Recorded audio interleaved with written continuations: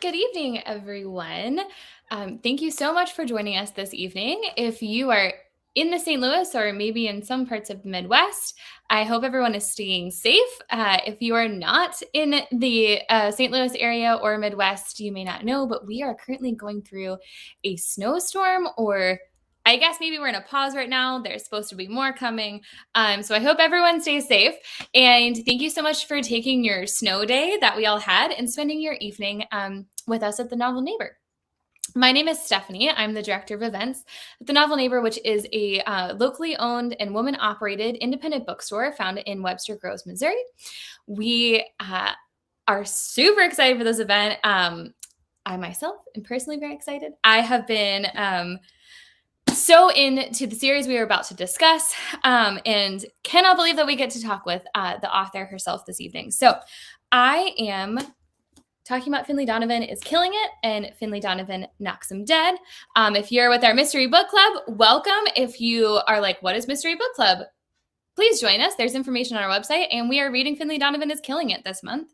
And if you've already completed that task and moved on to Finlay Donovan Knocks Him Dead, we'll talk about both tonight, but we will also make sure that we're keeping it as spoiler-free as possible so that if you haven't gotten very far, then we don't ruin anything for you. So with all of that being said, we will also be doing Q&A at the end, but feel free to drop those questions at any point throughout this because we'd love to hear what you would like to know. Elle Cosimano is an award-winning author. Her YA debut, Nearly Gone, was an Edgar-Award finalist and winner of the International Thriller Award. Her novel Holding Smoke was a finalist for the International Thriller Award and the Bram Stoker Award. Her essays have appeared in the Huffington Post and Time. Elle lives in the Blue Ridge Mountains of Virginia with her husband, 2 sons, and her dog.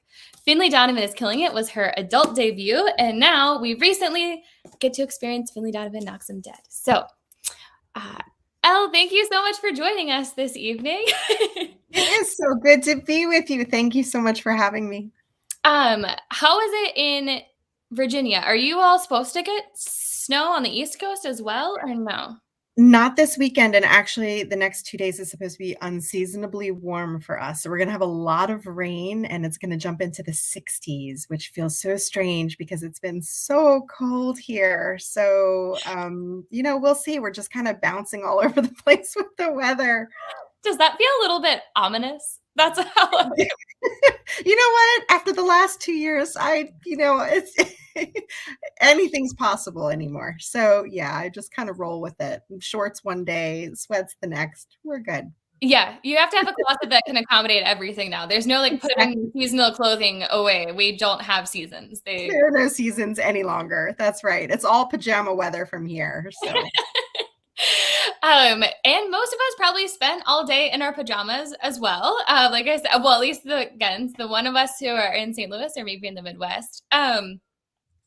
As I keep saying, I'm so excited to talk to you. I'm so excited that we got the next installment in the series. As many of you might know, booksellers, we do get advanced copies early so that we can read them and get really excited to order them. And there were screams when my advanced copy of Finlay Donovan Knocks Him Dead came out. I believe my coworkers were like, I haven't seen you get that excited in a minute. And they were like, okay, so cannot wait to talk about this. Let's just start with, if someone is watching and is like, she keeps saying the name Finlay Donovan, who is Finlay? Tell us who Finlay is and what her adventures are. Who is Finlay Donovan? Finlay Donovan is a struggling single mother of 2 young children after her newly ex-husband left her for their real estate agent. So she is on her own now with 2 under 5. And she is also a floundering romantic suspense novelist who is perpetually behind on her deadlines and always struggling to try to get her career off the ground. And she is presented with the likelihood of a really ugly custody battle for the children because she is not capable of supporting herself. And so we find her at the beginning of the story very, very hard up.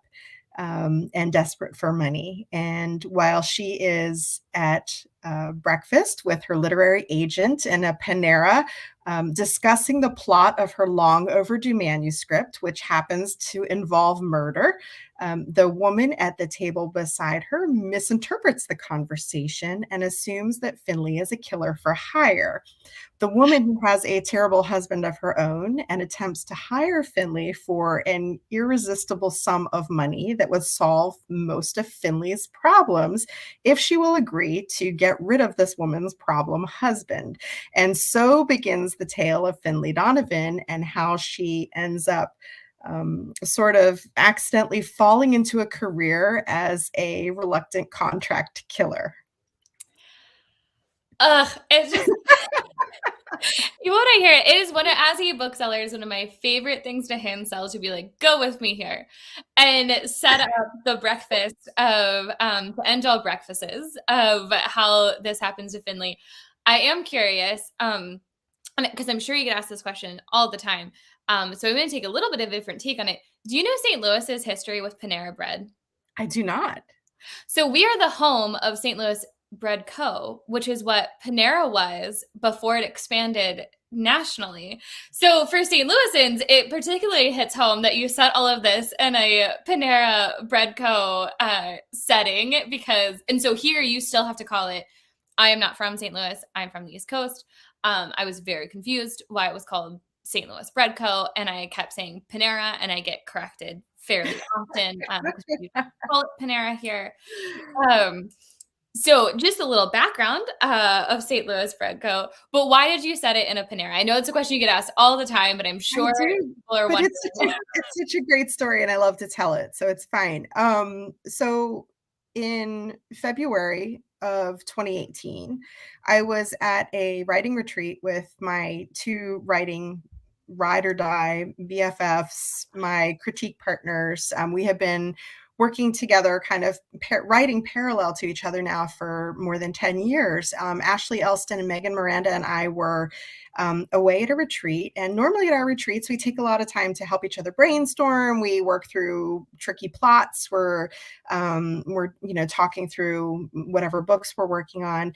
And on this particular day, we happened to be lunching in a very, very crowded Panera. I think it was a Friday afternoon around noon. We had just gotten in, and then all of a sudden the place just filled up and all of the tables were full. There was a woman seated very, very close to us on one side. And I was troubleshooting through a particular plot point in a novel I was working on that involved a magical system and also a murder. And so what I was struggling to work through was, what happens to this body? What happens to the blood? Does the blood magically disappear? Does someone have to come and clean it up? And this was the context of the conversation we were having when this poor woman at the table beside us just paled. I mean, she just looked so uncomfortable. And it wasn't until we were very deep into the conversation that we realized that this could really be misinterpreted. And so later that night, we were at dinner at Ashley's family's house, and someone posed the question, wouldn't it have been funny if she assumed you were contract killers? And it was like a stroke of lightning. It hit me in that moment what a perfect setup this would be for a story. And so later that night, we got back to the hotel, and I asked Ashley and Megan, I said, I have this wild idea for a story. One of you needs to write it. And of course, I pitched it to them. They said, no, this has got to be your book. But as I started writing the book, because the idea for the story originated in Panera, it felt so perfectly appropriate to keep it that way. And so it stuck. It stayed in the story. It made it all the way through the final revisions into the finished book. I love that so much. I'm glad it never gets old for you, because I think it's just the story that everyone needs to know, that like this is the setup for it, and it's also like somewhat rooted in this real life inspiration and moment. And I'm sure, given the authors that you were with, if everyone else is not familiar, but like that's definitely plausible that someone could misinterpret something. Well, we all write murdery thrillers. Yeah. I mean, so really, when we sit and brainstorm, we're brainstorming about some pretty, dark and horrible things. And, Finley is wholesome. Someone pitched it to me as wholesome murder. Yeah, sure, we can call it wholesome murder. But we were discussing some pretty graphic plot points at the time. And I could totally see how that would happen. completely. Um, I want to pick up on what I do think describing Finley. I always describe it as a little bit of a genre bender because I'm like, yes, at its core, this is absolutely a mystery. It's not quite a cozy mystery, but I was like, it's pretty cozy in a lot of ways. There's also some great like Finley writes romantic suspense. There's some great romance that is also brought into this, and then it's also just so funny. And it's a lot of comedy that is wrapped up in this. Was that always your intent that it would kind of be a little bit of this genre bender of a book, or did that evolve as you were writing it the first time? I think genre bending is something that I just gravitate to naturally. Okay. And so I don't think it was a conscious choice. It was a choice that felt right for the book that I was writing in that moment, but it also felt very natural to me coming from YA. So everything I have written up until Finley Donovan was young adult. And for people who may not know, in young adult, we don't have hard, fast rules on genre. Everything goes on the YA shelf, and there's a lot of genre bending and blending that happens there that's really fun. And so that's one of the things I've always loved most about writing about and for young adult audiences is the flexibility it gives me to play a little bit with the kinds of books I write. And so when I sat down to write Finley, I knew I was writing about an adult. I knew I was writing about a mom. I knew at the time, just because of the way that I was feeling about this character and this voice and the situation she was in, that it was going to be dark, but dark comedy, kind of that there was going to be sort of a dry humor to it, almost a self-deprecating humor in her voice, because her voice very closely mirrors my own. So I knew that going into it. As far as the genre blending, I think that's just something I do naturally because as a reader, I read from all genre. I'm very eclectic, and I can go from paranormal to romance to dark thrillers to horror to light rom-coms and rotate through them and be very, very happy in each. And so when I write, I find myself gravitating toward kind of dipping toes in all of them. And I never really thought about it in YA because it's all we're able to do it. But it became a challenge when I had the first 30% of the manuscript finished, and we were trying to figure out how do we pitch and position and sell this book to a publisher. That was a trick. And we did run up against some stumbling blocks there because a lot of adult publishers aren't accustomed to that much genre blending. And so like the question was, well, like, what is it? And I'm like, I don't know, it's just fun. Let's on the fun shelf.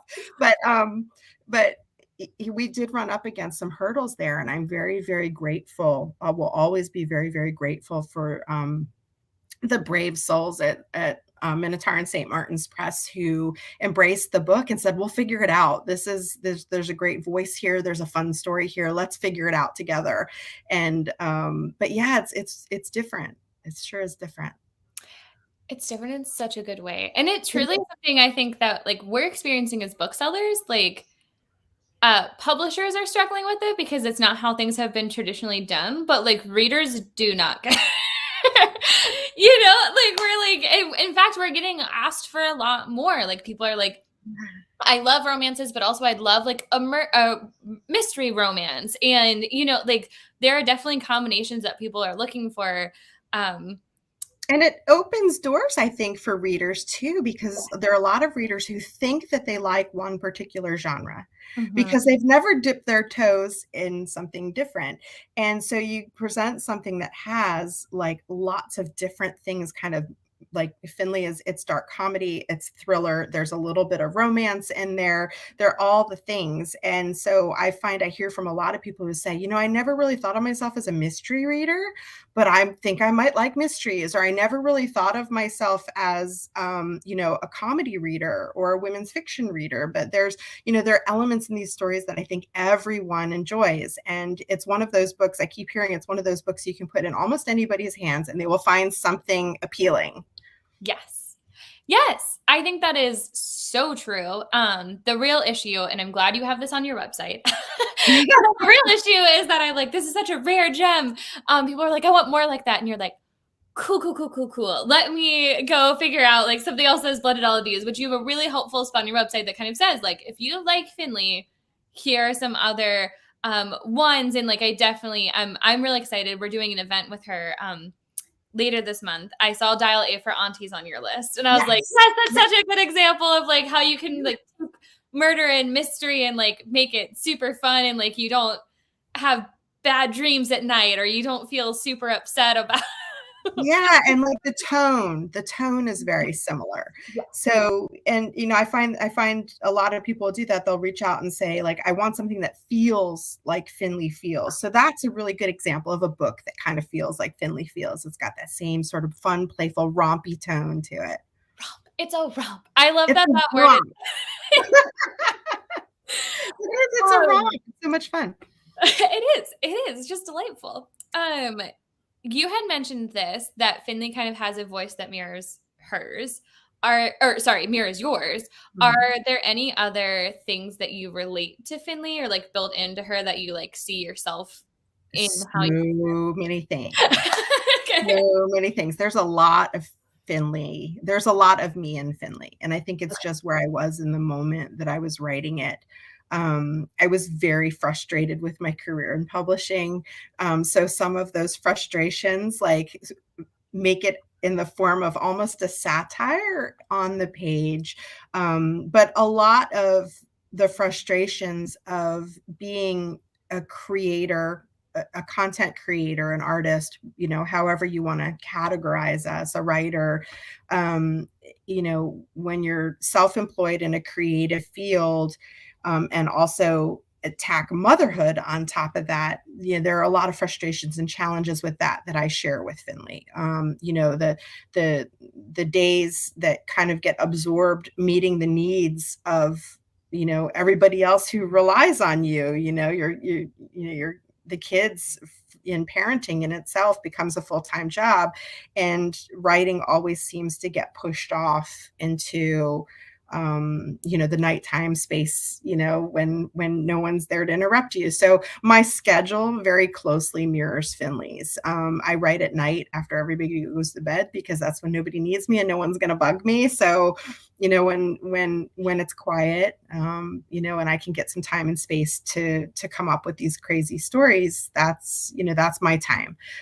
So my schedule very closely mirrors her. My experience with motherhood, my kids are almost grown. I've got one in college, and I've got another teenager at home who's looking to graduate here soon. And but I remember with such clarity, or I should say, with the fog of motherhood, what it was like to have kids in diapers, and to be that, the focus that their need machines, to be constantly hung upon, and never get 2 minutes in the bathroom by yourself, and never get a full night's sleep, and all of these things.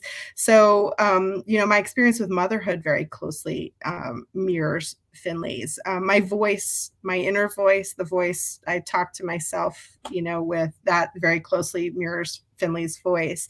The one thing that we have that's very different is our experience with marriage. I'm very, very fortunate. I have been with my husband and partner. We're 30 years now together, and this is not a job I could do without him. He is my ride or die, my best friend, and my greatest partner, and my biggest supporter. So I'm very, very lucky in that regard. Whereas Finley really does not have the benefit of that level of support, and so that's really one thing where we, at least in terms of our life experience and our circumstances, that's really where I find us most different. I don't have that experience to draw on. And for that, I really kind of had to draw on the experiences of close friends and family who've been there. But I'm very, very fortunate in that respect. Um, I would never have asked you that on, on an interview, but I will say I like at one point I thought of it only recently because I was reading a book coming out later this year for Melissa Albert that features a mother who is it's a complicated mother-daughter relationship. I will say that. Mhm. And she wrote at the beginning of the book, like, this is not my experience. My mom is amazing. Like, she dedicated the book to her mom. And she's like, I don't want anybody to misinterpret that. So I'm glad we were able to give your husband and partner a shout out. As Exactly. review and Finley differ to his rightful dedication. But speaking of that, Finley is kind of alone. She doesn't have this. I mean, he's around, right? And as you said at the beginning, he is fighting her for custody. He has no interest in helping her. I mean, this is not a spoiler, but like, you know, part of the first meeting of her, she finds out that he has let go of the nanny because he doesn't believe that he should pay for that anymore. And she's like, cool, cool, cool, cool, cool. While her daughter, right, I think it's the daughter, is cutting her hair with scissors and has to duct tape her hat on. Yeah. It's a real great first visual picture of like what the feeling that Finley has in her life. Anyways, all of that to say, you gave her an amazing partner in a different way. I did. People might be familiar with Vero, and like she's not there from the beginning, but she comes into it, quickly becomes Finley's really good friend, and lots of other things. Hijinks ensue would maybe be one of the things that people would say. How did you dream of Vero? What's the story with Vero? Let's start there. Then I have a follow-up. It's interesting because where Vero evolved in a very different way than I had anticipated. When I started creating this story and writing the story, I just figured it was going to be Finley was going to be the focus of the story, and here she was in this very pivotal scene in the book where she's come to a crossroads and she's about to make a decision. It's kind of one of these like the point of no return sort of moment where she's got to make a decision in particular about what to do with a body. And as the writer, my job, especially when it comes to thriller, is to make life difficult for my characters. If I made it easy for them, it would be boring and you all would have no fun. So my job is to throw the monkey wrench in the scene as often as possible and keep them on their toes and keep you as the reader engaged and excited. And of course, in this moment, the best thing I could do for the story was to complicate it somehow. And to do that, I wanted to throw in a really big obstacle. I wanted someone to walk in on her while she's having to make this very important decision and complicate her situation. I thought, well, who better than the nanny? And I did not anticipate that that Vero would be in more than a scene or two in the original draft.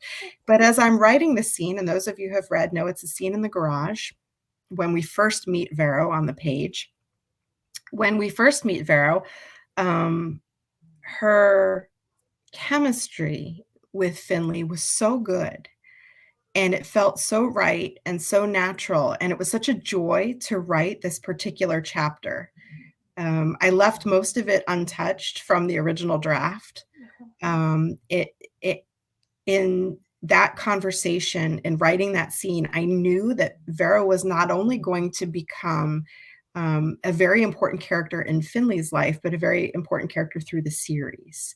And it sort of changed the direction of the theme, the overarching theme of the book for me, which had gone from this woman just kind of rediscovering herself, and there's still a great deal of that is at the center of the story, but to these two women kind of lifting each other up and supporting each other through unimaginable circumstances, pushing each other outside of their comfort zones, and finding this fantastic symbiotic relationship. They're so different, and they're at such different points in their lives, and yet, in almost a Lucy and Ethel sort of a way, they are perfect together. And yeah, and so it was in that moment when they met in the garage and we meet Vero for the first time, that's when I knew that she was going to become almost a crux of the story. That is very wild as the reader to hear that she was not always going to have this large role, because she feels so naturally a part of this story. You know, I think the way in which the book evolved, it's like, well, I can't even imagine a world where she's not a part of this. Yeah. They have such a dynamic friendship, as you're saying. There's lots of chemistry on the page. Um, I feel like, is that like a chapter that you look back at and you're like, damn, I'm a good writer? Like, It is, like, it's funny, imposter syndrome is real, and it hits, like, no matter how many books you write, I think it's always there lingering in the back of your mind. Can I pull it off again? Can I do it again? Did I really do that? Like, did I really write those words? Is it really any good? And that's one of the scenes where I can look back and say, it really came together. Like, mhm. everything really kind of came together in that moment. And that was, but I think a lot of it too is just because I was having fun, like it felt, you know there's something about a first draft that's really magical. It's before anybody's seen it, it's before editors are involved, it's before agents are involved, it's before readers and reviewers and media people and your mom's friends and everybody else get to give their opinion on it. And so you're kind of alone with these characters in your own head. And there's sort of something really magical and beautiful about that first draft. And so I always look back at that scene, as when I feel like I've lost my joy, I know I'm off track and I remember that scene and I'm like, I have to find that moment in this draft and stay with it and hold on to it and just kind of let it carry me through the tough parts. My gosh, I'm so thank you for sharing that with us. That's so wonderful. I mean, yeah, I can only imagine how difficult it is as a writer of like, I think it's something, and I have something to come back to this a little bit later too, but um as the reader, we're in a really nice position where we don't have to see everything. We just get this lovely story laid out in front of us. We don't know all of the things that went into it.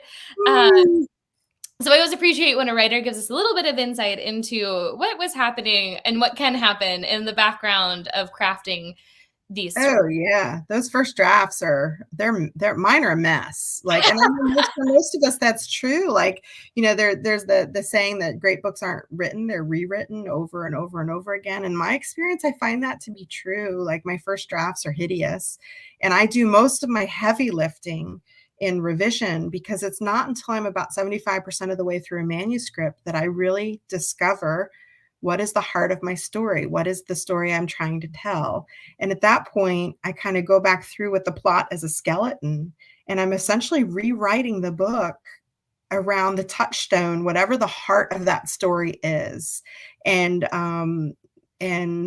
so, yeah, it is a process of whittling away and creating something from the hot mess that it is when it starts. But it's revision is really, I think, where most of us do the lion's share of the work. That makes a lot of sense. One more question about our friends. Yeah. What do you hope that they take away, or sorry, what do you hope a reader takes away from their friendship by the end of this? Because I didn't mention this during the genre bending, but it certainly is also, as you said, it's a tale of friendship, as much as many of these other things, as much as it is also a tale of mystery and whodunit. Yeah. A lot of people ask me, are you team Nick or team Julian? And I'm like, I'm team Vero. Like, I love that. for me, like, I love both our leading gentlemen here. They're wonderful. And I think they're both fun and fantastic and bring great things to the stories. But at the end of the day, in the first draft, if I'd gotten to the end of the first draft and Finley had decided to kick both gentlemen to the curb and stay home and eat bonbons on the couch with Vero, I would have been totally okay with that ending. And because I think it really, for me, the story was always about these two women who needed each other, finding each other. And so, I think what I would love for readers to take away is the value of that friendship and, that the joy in it and joy in the story overall. I think, we've had a lot of really down times over the last 2 years. It's been a downer for sure.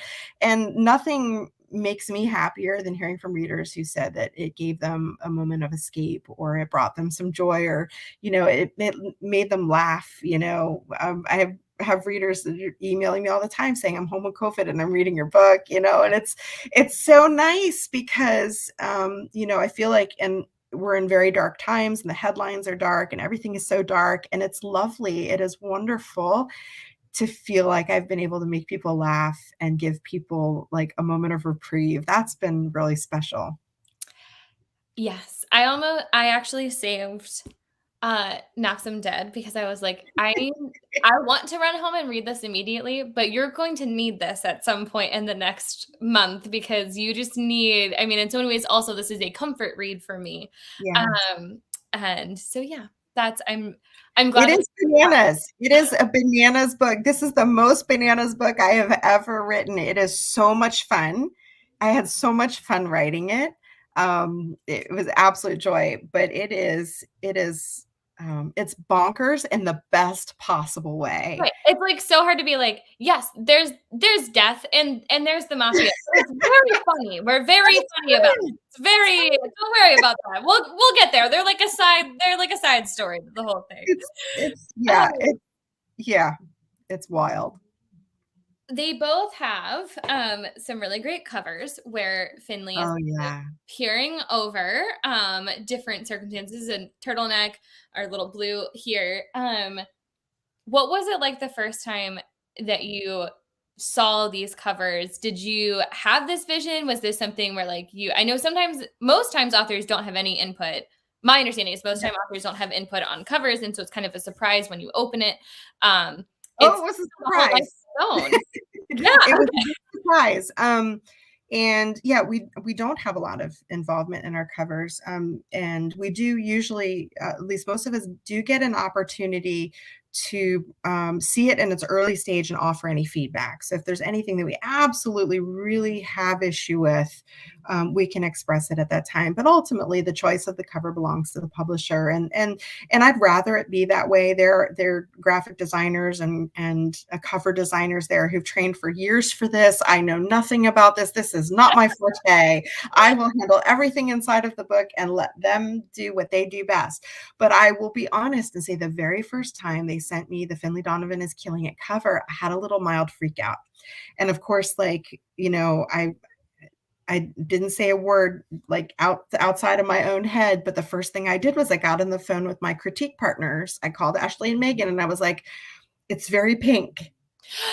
And because from my point of view, everything I had written to this point was very dark. So my YA runs very dark. There is not much comedy at all in my YA. These are very dark thrillers, very dark mysteries. I have one that teeters on horror, and so my covers were all very dark and kind of moody and angsty. And so like I saw the pink cover and I was like, I don't know what to do with this. Like, what is this? And so I called Megan and Ashley. I'm like, do I like this? I don't know. Like, what so, they loved it and they were like, just go with it. I was like, it's so different. They're like, this book is different. Mm-hmm. It's different than anything you've ever done. This is the right cover for this book. Just trust the process.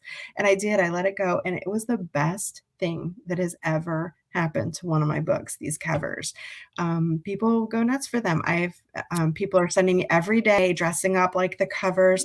I've seen people dress their dogs like the covers. I've had people dress their children. I had one woman dressed her cat in a black turtleneck to do the cover. I don't know how one dresses a cat in a turtleneck exactly. I would like to see it, but it's become almost iconic and in the most wonderful way. And I'm so, so grateful for the brilliant minds at the publisher who had the forethought and creativity to come up with something like this. That is so funny to know because it's like, yes, once you see, I feel like the cover, the pink, definitely helps me be like, this isn't dark. I promise. I know what I told you the purpose is, and that it involves a potential hit woman, but it's not dark. It's wholesome murder. It's pink murder. It's pink murder. It's fine. Oh.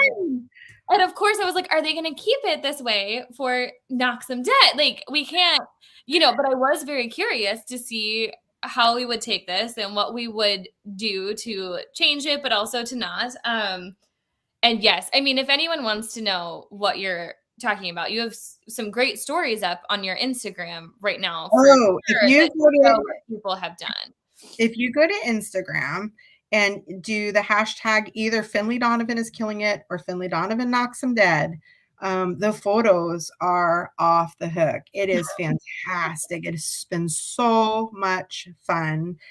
People recreating scenes from the book, people recreating the covers, just really having a good time with it. And I think it's all just in the spirit of the book. It's a fun book and people are just having fun with it in general, and I think that's what I love most is just the spirit. The whole Finley Donovan spirit is just what we need right now.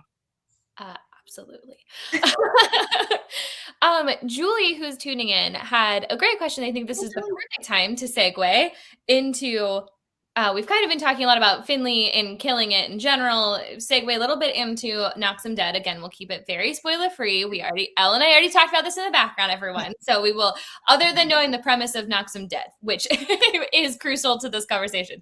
But Julia was wondering if you, she says, in the light of what you said about getting 75% of the way through your story when you find the heart of it, what is the Oh, sorry. Julie asked two great questions. This is not the one I meant to ask. Julie, we're going to get to your other question. Not there yet. Really enjoyed the first Finley Donovan book. Thanks, Julie. Was the Panera experience the main reason to attempt writing? Oh my gosh. You guys, I'm all over the place. Ooh, we're going to get to both of Julie's questions. I'm making up who asked what. I'm just seeing Anna's above it because I'm like, this is not, it's nothing to do with what Elle and I were just talking about. Wow. I'm so sorry. Julie, we're going to get to both of your great questions. We'll do them very soon. Anna asked, I picked up the first book based off of a raving review by Sarah Weinman in the Sunday New York Times book review and loved it. Did you plan for it to be a series or is it one of those things that just happened? It's a great question. When I started writing Finley Donovan, I didn't even know if it would sell as a single book. When we kind of put ourselves out there with a new project, we're independent contractors. So unless we're already under contract for a book with our publisher, we sort of put ourselves out there for quite a while as we're developing a project, trying to figure out if it's ever going to get off the ground. And that was the case with Finley. I knew that I was stepping into new territory with working in the adult market, because my established market at that point had all been young adult. So this was new for me. That was going to be a risk in and of itself, kind of stepping into a new market I've never done before. The tone of the book was starting to take a more of a comedic tone, which was way outside my established wheelhouse. So, when I was putting it together, I couldn't even think in terms of series because I still wasn't even 100% sure that the book would ever launch.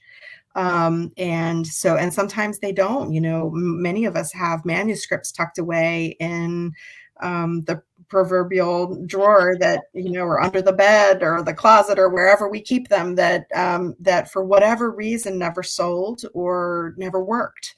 And so when I started Finley Donovan, I really didn't know if it was ever going to make it out of the gate. So the long answer to the short question is at the time I did not plan for a series. But I knew that if a publisher wanted to invest in the book, that I would be willing to make it a series. And so we sold it on proposal, meaning I had a partial manuscript that I had written with the pitch and sort of a synopsis of how I saw the rest of the book rolling out. And we were very fortunate to sell it on proposal, which allowed me to collaborate quite a bit with the publisher on the vision overall. And so I knew when we did sell the book, we sold it as a 2-book deal, because series can be risky. If, let's say, the first book never sells very well, the publisher doesn't want to overinvest. So it's safer for them to say, we'll start with 2 and see how it goes. And if the first book sells really, really well, then we'll consider buying more. And so we were very fortunate that over the course of the year, a lot of people found Finley and fell in love with Finley, and we were able to sell an additional 2 books. So right now we're under contract for the first 4 Finley Donovan books. And so as I write them, I try to keep in the back of my mind the possibility of a long running series, because my goal is that we have enough people buy the books that it will generate enough momentum that we can continue to sell a long running series with it. And of course, each book I try to wrap up an individual mystery so everyone feels quite satisfied at the end of the book. But if you've read the first book, you know I left you on I satisfied the mystery, but then I left you on a teaser. We do the same thing in the second book. We solve some of the mystery, and then I'm going to leave you on a teaser for the third book. So I try to make each book satisfying individually, but I'm also in the back of my mind thinking, how can I leave some threads loose so we can continue to explore these characters and where they are and these adventures that they're on? Well, I think that everyone who's watching, we've all heard our marching orders. We have to make sure that everyone keeps buying. So you Buying the books.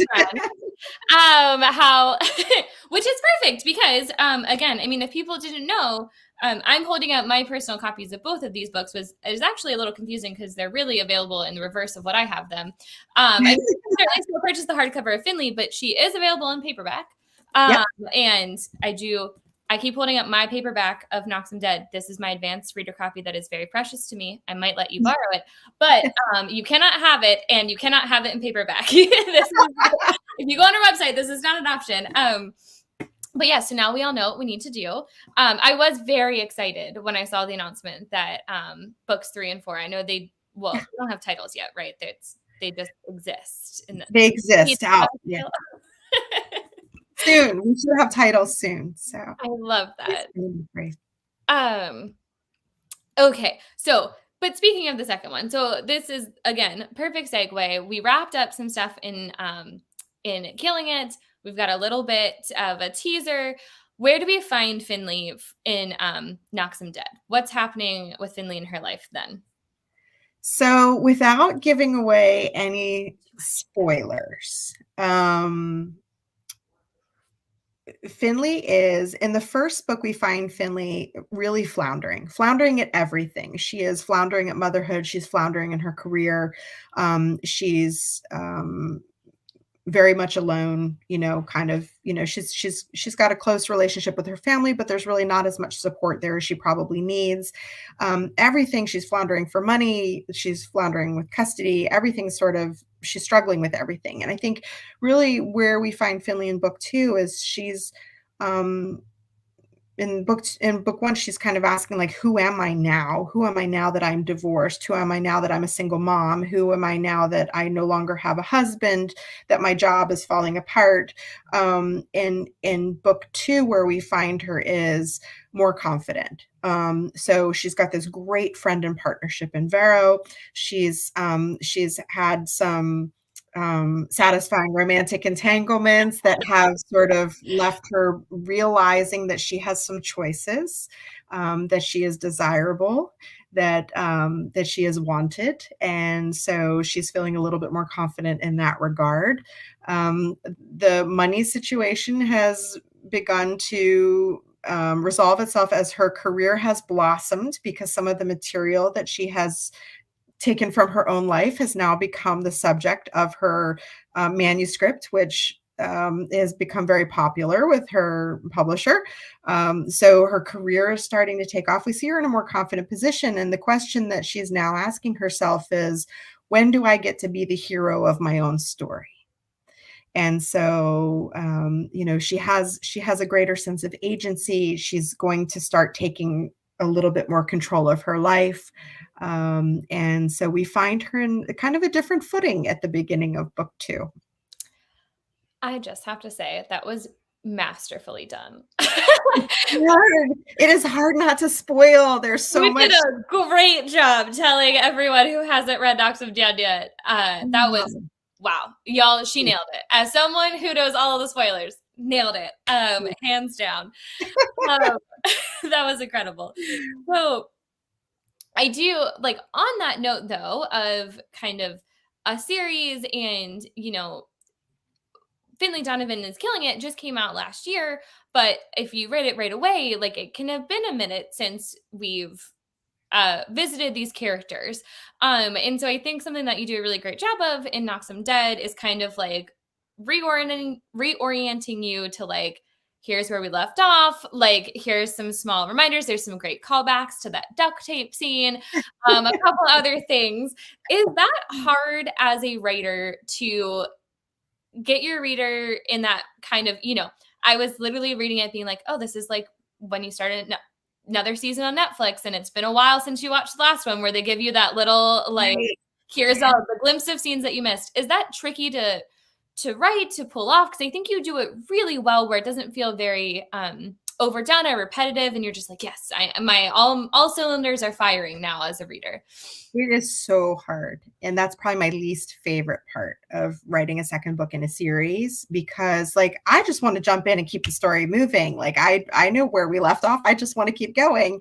And it is hard to balance. You don't want to weigh down the beginning of the story with more information than anybody wants or needs. But at the same time, if you don't kind of orient readers to where you are, then you could lose people who maybe skipped the first book. Or I hear from a lot of people, who didn't realize that there was a first book and they, jump right into a second book and then they're confused, So they need something. They need to kind of be grounded in where we are now. And yet writing that is for me a very tedious part of the process, and it requires a lot of patience and revision. I find sometimes I skip it altogether and come back and do it in revision because I just need to get the plot figured out, and all the and mysteries are a whole nother ball of wax. So there's a lot of tooling and retooling and revising that kind of goes through the whole thing. So sometimes I'll just dive right into the plot and let myself worry about that later. And then I can come in and kind of seed through carefully and thoughtfully and without being too heavy handed. It was great. It was not too heavy. Thank you. Thank you. My head is going to be this big before I leave this. That is the goal. I hope that you feel that way. Oh, Julie, I've got great news for Julie, but I'm going to let you deliver Julie the great news. Julie, Okay. we're going to circle back to Julie's questions, have not forgotten, but Julie just left a comment that Julie would love to see a movie or limited series for these. So, Elle, do we get I too would very much like to see. We do have some news on this, and a great way to follow along with my news is through my website. There's a frequently asked questions page. I do post a lot of updates on my social media, and there is a link tree in my bio with all kinds of good stuff. If you have not checked out the link tree in my Twitter bio or my Instagram bio, run, do not walk, and go check it out, because there are book club discussion guides, there are recipes, there are playlists from the book, there are interviews that I've done, news and events and calendars and all kinds of fun things. But one of the announcements that we did make last year was that Finlay Donovan is Killing It has been optioned for a TV series, and it has been optioned by the amazing and brilliant Marlene King, who was the producer and the brilliant mind behind the adaptation of Pretty Little Liars. And she, in partnership with 20th Television Studios, hold the option for Finlay Donovan. And Marlene has written a spectacular pilot script. And we have, we right now are casting our lead. And once that process is wrapped up, we will hopefully be able to go out and start pitching to buyers to try to find a home for it. And once we get all that ironed out, we should be able to make an announcement. I'm hoping that's going to be early this spring. So fingers crossed, we'll have more information on that very soon. I love that. So thank you, Julie, for bringing that up and teeing us up to have that conversation. There's lots of excitement in the chat for this. I think there are some other people watching who didn't know this good news yet from your website. So congrats, everyone. This is such an exciting day for many of us. I do want to return to one of Julie's questions, because we've mentioned a lot that this is your first adult book and that you've have previously only written in the YA genre. Julie really wanted to say, first of all, they really enjoyed the first Finlay Donovan book. And was the Panera experience and kind of crafting this idea the reason that you decided to attempt a book for adults, or were you already in that mindset that you were maybe going to try a book for adults, or were you still thinking that you were like working on your next YA one? That's a really good question. I think at the time I was sort of thinking along the lines. I actually have another partial manuscript of kind of a dark psychological suspense for grown-ups that I love, that is nowhere near ready to look at more seriously just yet. But I think at the time I was sort of dabbling, I was playing with that a little bit. So I think there was maybe a little piece of me in the back of my mind that was thinking that it might be fun to stretch those wings a little bit and see what would happen. One of my critique partners, Megan, had done very, very well and was very happy in the adult space. And at the time, my young adult books won tons of awards and loads of accolades there, but never really sold very well. And so kind of like Finlay, I was sort of struggling. I was at a place where I was sort of asking myself, like, how can I keep myself doing this career that I love? Like, I love writing stories. I love telling stories. I want to keep telling stories. But, as independent contractors, we're only as good as our last book sold, really. And so it puts us in a position where we're constantly having to prove ourselves in that regard. And I was really struggling at the time. So when the story for Finlay Donovan hit me, I think there was probably a desire there to explore the adult market and a willingness to explore the adult market. But what really drove me with this book was a story I knew had to be told by a mom. I knew it in my heart. Like I knew Finlay needed to be a grown up. And so that it was really recognizing the voice that needed to tell the story was an adult voice that sort of pushed me over the edge to pursue it. I love that. Thanks for asking that question, Julie. And sorry again that I teased your question twice and then keep on going. I'm gonna make sure we got to everyone's questions here before Jamie, that's a great question. I don't think that we can answer it.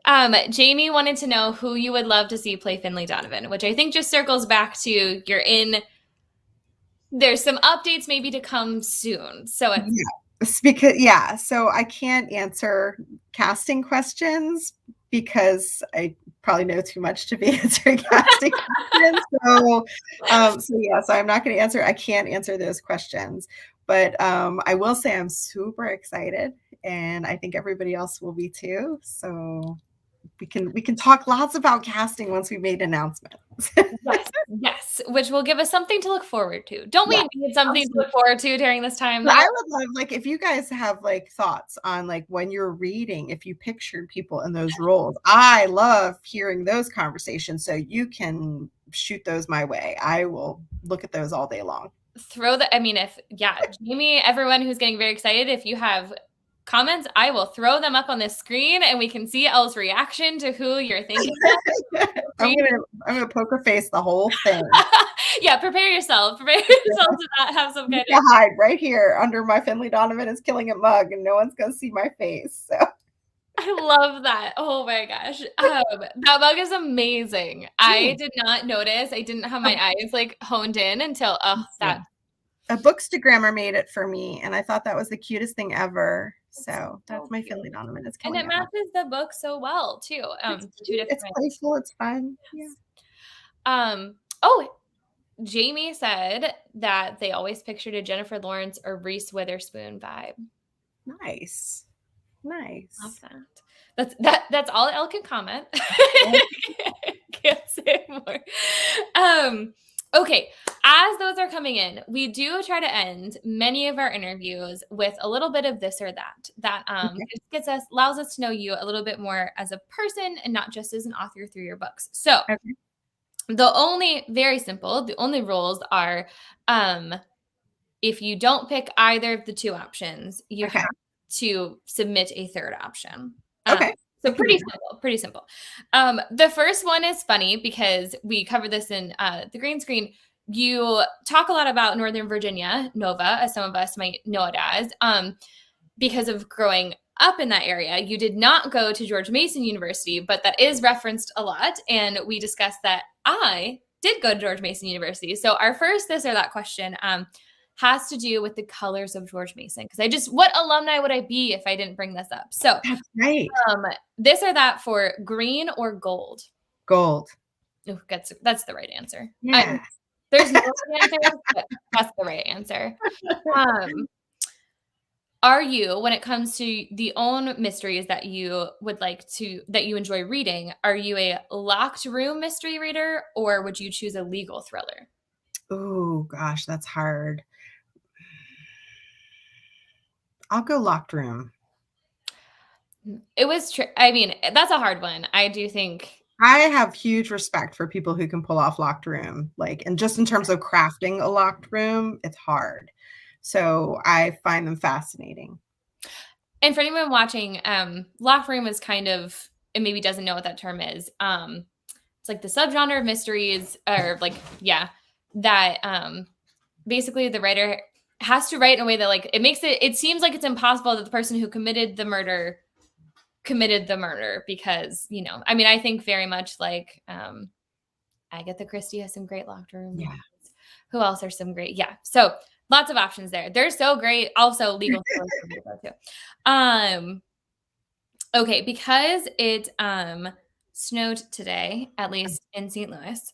Are you in the winter, are you a snow sports person or are you like, give me a fireplace and I'm going to read my book and you go do whatever snow sport, I'll be here afterwards person? I am a fireplace with the book, watching the snow sport person. Love that. Absolutely. You know what? That's been a very popular answer among authors. We've asked a couple of us that. I'm noticing a trend. Okay. Picture yourself by the fire that we just established, reading your book. Are you eating a warm bowl of soup or are you drinking coffee or tea? Oh gosh, I love them both. But I live and thrive on my coffee and tea. So you can IV drip me all day on my caffeine. I start with coffee in the morning, and then usually sometime mid-afternoon, about 2 o'clock, I switch to tea, caffeinated tea, and that goes until like 2, 3 in the morning when I finally go to sleep. So so most definitely caffeinated beverage all the way. That is so. Wow. I like the specificity too, that we don't switch to decaf tea, or any kind of uncaffeinated tea, I guess I should say. Hilarious. Okay. Oh, and of course, this one actually isn't a this or that, but I just thought we had to ask it. What is your go-to St. Louis Bread Company or Panera order? Okay, so this is really funny because people ask me, and people will notice too that there are some things in the book that aren't actually on the Panera menu. The only time at least while I was writing Finley, when I had been at Panera, was that day. Because at the time that I was working on Finley, I was living outside the US and we didn't have Panera. So I spent many years living abroad. And that was probably the first time I'd eaten at a Panera in a really long time. But I'm a huge fan of their soups. So I would go with the soup. Wow. I'm glad that we circled back to Panera because that feels like a real gem that we discovered. That Yeah. this pivotal moment in your life happened and you never. If anyone who works at Panera or knows anybody who works at Panera, I'm still waiting for Panera to reach out and offer me free soup. So we should figure something out for them. Yeah, you deserve an endorsement. You deserve my soup. That's hilarious. I'm wondering how they feel about the whole like murder in the establishment thing. So I don't know. Maybe, maybe it's a thing. I mean, it wasn't real murder. Maybe, No. like, I'm not encouraging murder. yeah, we're not like saying that it's a thing we should do. Not endorsing it. Yeah, Don't murder anybody. Don't talk about murdering anybody in Panera.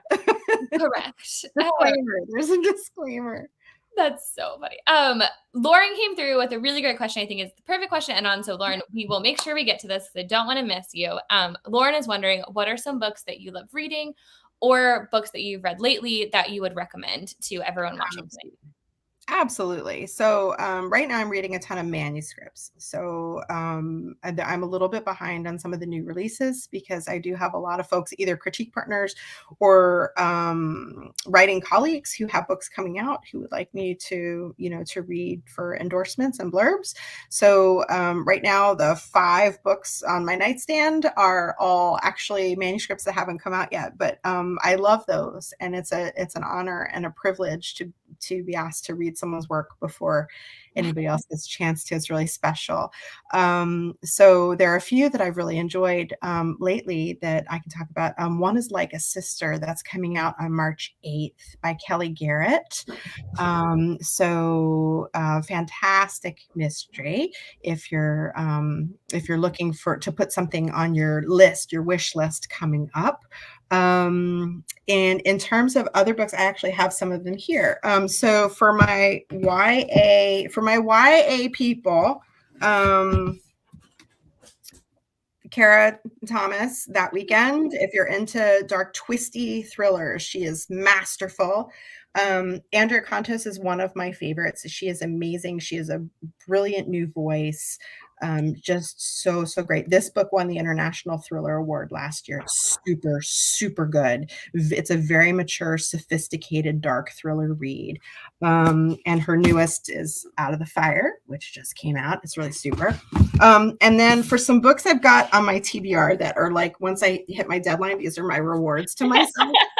I'm super excited about Good Rich People. It's so good. Going the wrong way. Okay, Good Rich People. Really excited. Don't spoil it. I just want to read it. I'm really excited for A Flicker in the Dark. Also, just came out like 2 weeks ago, I think. Yeah. Very cover. Look, it does amazing things in the light too. Isn't that pretty?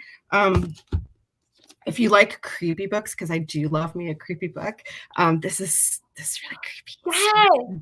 Hello, Transcriber by Hannah Morrissey. And the story, if you like inspiration stories, like you're curious about where writers get their inspiration, this is a fantastic story, like because she actually was a police transcriber, and that was what inspired her to write the book.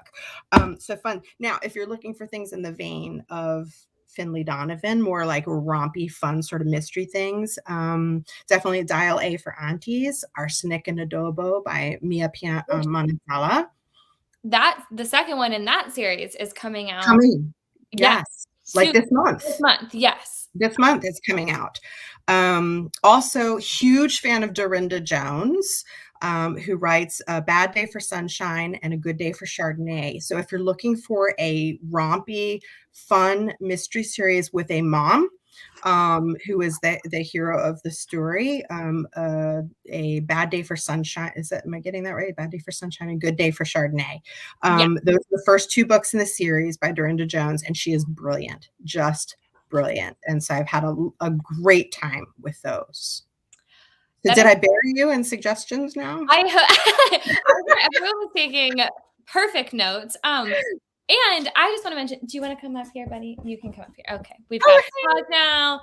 I just want to mention that you were saying there's manuscripts that you're reading, and some of the ones you talked about are not available yet, but they are available for pre-order. And if you don't realize, authors, and especially this counts even too in our previous conversation of books 3 and 4, pre-orders also help an author it signals to the publisher that you want that book. So if you know that you are going to rush out on pub day and buy it, it is so worthwhile for you to pre-order it. It helps authors, right, Elle? It helps publishers. It helps booksellers. Like, we love to know that pre-orders help us realize, like, this is a book that everyone's going to want to run and come to. And so then we don't have to disappoint you on pub day when we sell out of it because we didn't realize that like 20 of you are going to show up in the store and buy it.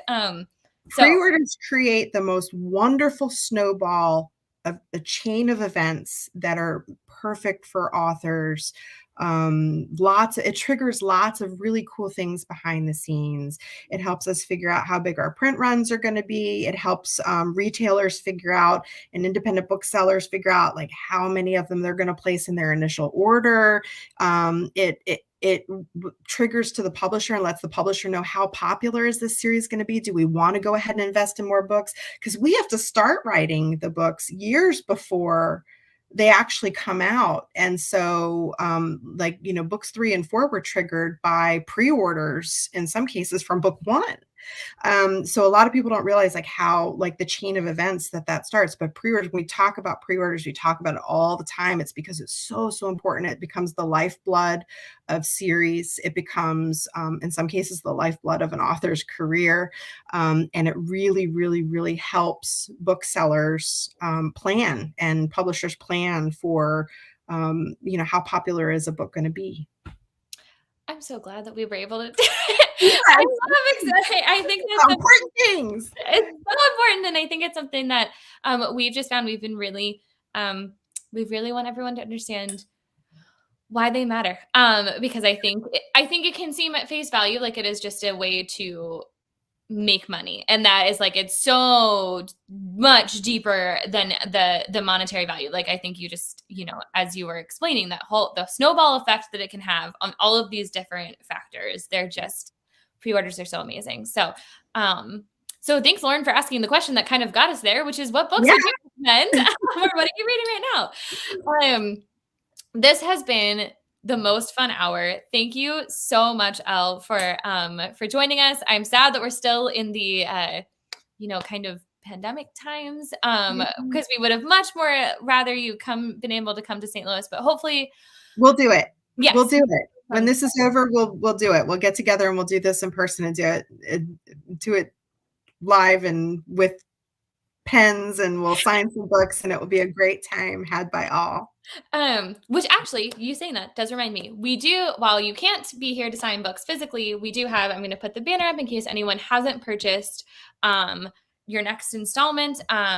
This is our website where you can go purchase it, and Elle is kind enough to send us signed book plates. So you might not be able to get her to sign it in person yet, maybe someday, but we do have those signed book plates, so we will make sure that you get them. And if you're not in St. Louis, we're happy to ship one with your order. So just know that we are getting snow. So if you order tonight, there might be a little bit of a delay before we ship that book out, but it will be there.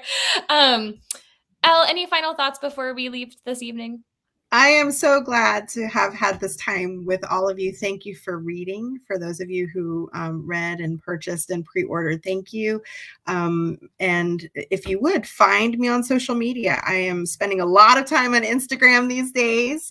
You can find me on Twitter. You can find me on Facebook, all at Elle Cosimano, and I hope to see you there. And I can vouch that you are a great follow, Elle. It's worth the follow. Worth the follow. Well, thank you so much, everyone, for joining us this evening. I hope that everyone stays safe. I think rumor has it that we're going to get more snow here in about 2 hours. So hopefully you stocked up on reading before it. But, thank you. Have a great rest of your night, Elle. Thank you so much, everybody. Bye-bye.